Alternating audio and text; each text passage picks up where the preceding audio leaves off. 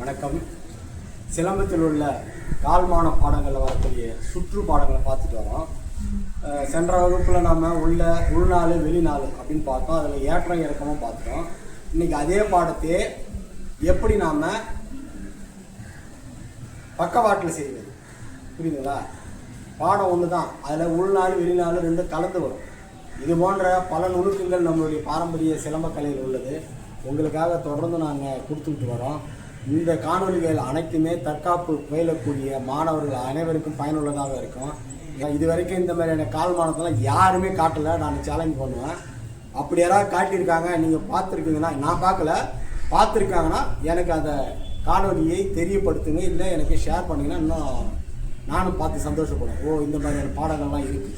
எதற்கு சொல்ல வரேன்னா, இன்றைக்கி ஒரு 3 மாதத்துலேருந்து 6 மாதம் கூட படிக்காத பல மாணவர்கள் தங்களை ஆசான்கள் என்று சொல்லிக்கொண்டு சிலம்பக்கலையை கொச்சைப்படுத்தும் விதமாக ஏதோ அவங்களுக்கு தோன்றியதெல்லாம் பாடம், அவங்க செய்கிறதெல்லாம் பாடம் அப்படின்ற ஒரு எண்ணத்தில் செஞ்சுட்டு இருக்கிறாங்க. அதுக்காக தான் இந்த மாதிரியான நுணுக்கமான பாடங்களை உங்களுக்கு நான் சொல்கிறேன். அதுபோல் இதெல்லாம் நீங்கள் எங்கே போய் தேடி பார்த்தாலும் பல வாத்தியார்களுக்கு தெரிஞ்சாலும் சொல்லித்தர மாட்டாங்க. நான் பல ஆசிரியர்கள்ட்ட அவமானப்பட்டிருக்கேன், புரியுதுங்களா? நான் என்னுடைய தந்தையும் திருஞான சம்பந்த ஆசிரியர் மட்டும்தான் போட்டிருக்க. காரணம் என்னன்னா, பல ஆசிரியர்கள் நான் தேடி போயிட்டு அசிங்கப்பட்டது அவமானப்பட்டது தான் மிச்சம். இந்த கலையை சொல்லிக் கொடுக்க அவ்வளவு அலைக்கழித்தார்கள், ஏமாற்றப்பட்டேன், அவமானப்படுத்தினாங்க. என்னால் என்னை அவமானப்படுத்தினாங்க. இதெல்லாம் நீங்கள் படக்கூடாதுன்றது தான் இந்த நுணுக்கமான கலையெல்லாம் உங்களுக்கு சொல்லித்தரேன். இதுபோல் உங்களுடைய சந்தேகம் எதுவாக இருந்தாலும் உங்களுடைய கேள்விகளாக எனக்கு எழுப்பீங்கன்னா அதுதான் எனக்கு தெரிந்ததை உங்களுக்கு நான் சொல்லித்தர தயாராக இருக்கிறேன். இன்றைக்கி பாடத்துக்கு போவோம்.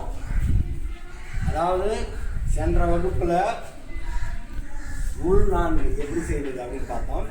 அடுத்த வகுப்பில் வெளி நான்கு எப்படி செய்வதுன்னு பார்த்தோம்.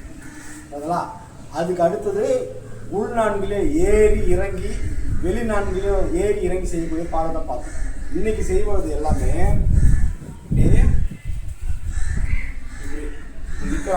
ஒரே இடத்துல பக்கவாட்டில் செய்யும். உள்நான்கு வெளிநான்கு, மீண்டும் வெளிநான்கு உள்நான்கு, அடுத்து இந்த திசைக்கு வெளிநான்கு, மீண்டும் வெளிநான்கு. இப்படிப்பட்ட பாடம் இதுவரையில் இது போன்ற பாடத்தை யாரும் செய்திருக்க வாய்ப்பு இல்லை. ஏன்னா என் தந்தையிடம் நான் பயின்றது எல்லாமே மிக மிக நுணுக்கமான அரிதான பாடங்களை மட்டும்தான் படித்தேன். எனக்கு பிடிச்ச எல்லாமே எதிரி வாகனம். எவ்வளோ விரைவாக எதிரி நம்ம வீழ்த்துறோம். சிலம்பக்கலை என்று போர்க்கலை. இதை வைத்துக்கிட்டு கடகடன்னு சுற்றுறதும், இந்த கழுத்தில் அப்படி பிடிச்சி இப்படி பிடிச்சி ஸ்டஃப்னு ஃப்ரான்ஸில் செய்யக்கூடிய பாடத்தை இன்றைக்கி சிலம்பமாக மாற்றிக்கின்னு பல பேர் இன்றைக்கி செஞ்சு காட்டிக்கிறாங்க. பாரம்பரிய போர்க்கலையில் அலங்கார பாடமே என் தந்தை செய்தது. இன்னும் உங்களுக்கு சொல்ல விரும்புவது என்னென்னா, தமிழகத்தில் இருந்த புரட்சி தலைவர் சொல்கிற எம்ஜிஆர் அவர்கள் பல படங்களில் சிலம்பம் செஞ்சிருக்காரு. சிலம்பத்துக்கு அவரால் பேர் மிக நல்ல வளர்ச்சி கண்டது அவரால். அப்படிப்பட்ட எம்ஜிஆர் எந்த ஒரு காணொலி படத்திலாவது இந்த அலங்கார சுத்தை சுற்றினார் என்று காட்டுங்க பார்ப்போம். ஆனால் அவர் காலகட்டத்துக்கு அப்புறம் இன்னைக்கு பார்க்குற நேரம்லாம் இந்த சுற்று தான் வருது. இதை செய்தாலே மிகப்பெரிய சிலம்ப ஆசான்கள், பெரிய மாணவர்கள், கற்றுத்தேர்ந்த நுணுக்கவாதிகள் அப்படின்னு சொல்லும் அளவுக்கு மிக கேவலமான ஒரு நிலைமை தான் நம்ம இருக்கிறோம். எதற்கு சொல்ல வரேன்னா, எது உண்மை எது பொய் என்பது பிரித்து பார்க்குற அளவில் நம்ம இருக்கிறோம்.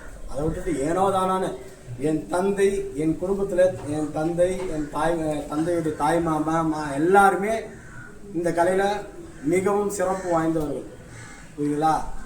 ஒரு நிகழ்ச்சினாலே தகராறு வரும். அந்த மாதிரி இந்த கலையில் கம்பு எடுத்தால் உறவு, அண்ணன் தம்பி, அப்பா உள்ள இதெல்லாம் எதுவும் கிடையாதுன்றதான் சொல்லி கொடுத்து வளர்த்தாங்க. அப்படிப்பட்ட போர்க்கலையில் இன்றைக்கி வெறும் அலங்கார சுத்து மட்டும்தான் இருக்குது.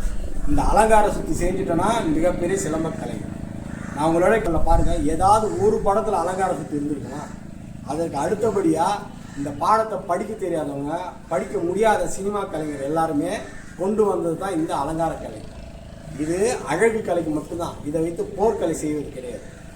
அதை உங்களுக்கு அழுத்தமாக தெரிவித்து கொண்டு இன்றைக்கி பாடத்துக்குள்ளே போவோம். இன்றைக்கி மீண்டும் ஒரு கால்மானத்தை போடுறேன், நன்கு பாருங்கள். உள் நான்கு செய்கிறேன், இதுங்களா? இந்த உள் நான்கு அப்படியே வெளிநான்கு போகிறேன்.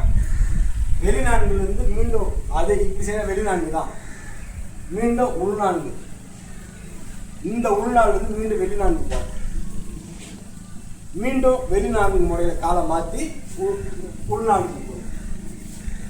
இந்த கால்மானத்தில் எப்படி சிலம்பத்தை சுழற்றுவது? இப்போ ஏற்கனவே நான் சொல்லியிருப்போம் 16 ஊர் கட்டுறது அப்படி இப்படின்னு சொல்லுவாங்க.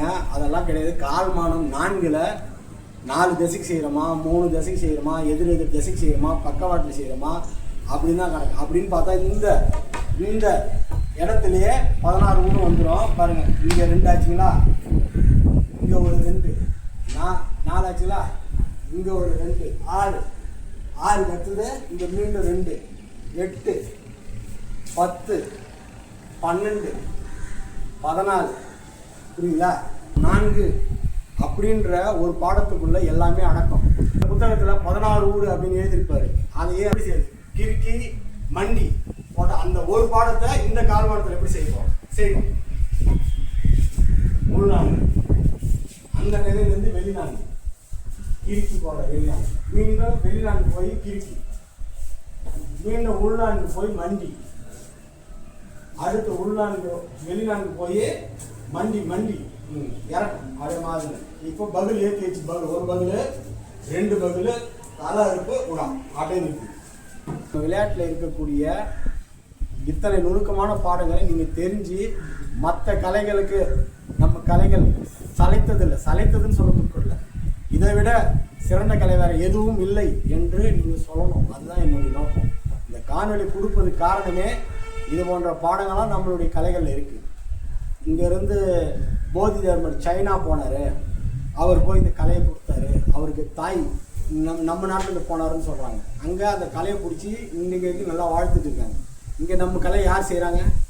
இன்றைக்கும் மேல்நாட்டு மோகத்தில் மேல்நாட்டு கலைகளில் அது மேலே தானே ஆர்வம் போகிறீங்க. அப்போ யாருக்கு மேலே தப்பு? போதி தர்மருக்கு சொல்லிக் கொடுத்த வாத்தியாரே நம்ம தமிழ்நாட்டில் இருந்தவங்க தான்றதை மறக்காதீங்க. போதி தர்மர் போல் எத்தனையோ போதி தர்மர் இங்கே இருக்கிறாங்க. ஒவ்வொரு ஊர்லேயும் மிக திறமையான ஆசிரியர்கள் இருக்கிறாங்க. அவர்களுக்குள்ள போட்டி நடந்திருக்கு. அந்த போட்டியில் ஒருத்தர் வீழ்த்தியிருக்காங்க. அந்த சம்பவத்தெல்லாம் உங்களுக்கு நான் மிக விரைவில் விழாவாக எடுத்து சொல்லுகிறேன். நன்றி, வணக்கம்.